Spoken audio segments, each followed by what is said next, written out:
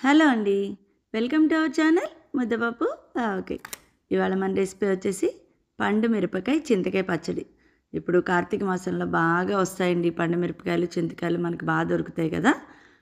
ఈ పచ్చడి మనం ఒక్కసారి చేసి పెట్టుకున్నామంటే ఒక 6 నెలల పాటు చక్కగా నిల్వ ఉంటుందన్నమాట. ఇది ఎలా చేయాలో ఏంటో ఒక్కసారి చూసేద్దాం, వచ్చేయండి. దీనికోసం నేను ఒక అర కేజీ పండు మిరపకాయలు తీసుకున్నానండి. వీటిని శుభ్రంగా కడిగేసి తుడిచి ఆరబెట్టేసుకోండి. వీటిని చక్కగా ముక్కలుగా కట్ చేసి పక్కన పెట్టుకోండి. అలాగే అర కేజీ పండు మిరపకాయలకి అర కేజీ చింతకాయలు తీసుకోండి. అప్పుడే పులుపు కరెక్ట్గా సరిపోతుంది మీకు. చింతకాయలకి ఈనెలు తీసేసుకుని మధ్యలో ఘాటు పెట్టుకుని వీడియోలో చూపిస్తున్న విధంగా కట్ చేసేసుకుని గింజలన్నీ ఒక్కొక్కటిగా తీసి వాటిని కూడా ముక్కలు చేసి పక్కన పెట్టేసేసుకోండి. ఇప్పుడు ఈ పండు మిరపకాయ ముక్కలు, చింతకాయ ముక్కలు అన్నీ కలిపి ఒక గిన్నెలో వేసేసుకుని ఇందులో ఒక కప్పు సాల్ట్ను వేసుకోండి. అలాగే ఒక 1/2 టేబుల్ స్పూన్ పసుపు కూడా వేసేసుకోండి. వేసుకుని ఈ పసుపు, ఉప్పు ముక్కలకి బాగా పట్టేలాగా మంచిగా కలిపేసేసుకోండి. ఇప్పుడు దీన్ని మూత పెట్టి ఒక 3 రోజులు దాన్ని అలాగే పక్కన పెట్టేసేయండి. 3 రోజులు పోయాక ఇది ఎలా ఉందో ఏంటో ఒక్కసారి చూసేద్దాం రండి. చూస్తున్నారుగా వాటర్ ఎలా వచ్చిందో చూసారా.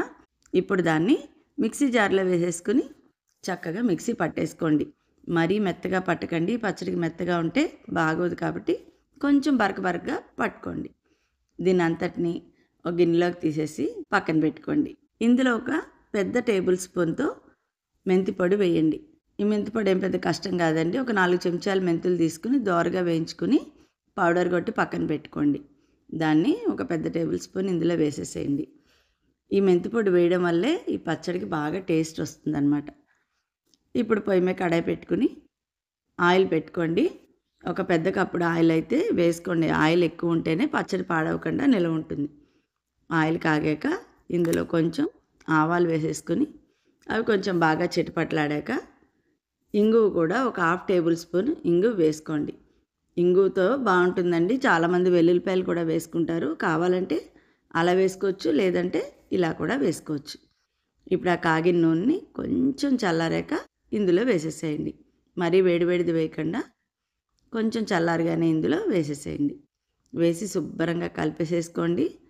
కలిపేసేసి చల్లారాక ఒక ఎయిర్ టైట్ జార్లో తీసి మూత పెట్టుకున్నారంటే ఒక 6 నెలల పాటు ఇది నిల్వ ఉంటుంది. ఇది రోటీలో కానీ అన్నంలో కానీ చాలా బాగుంటుందండి.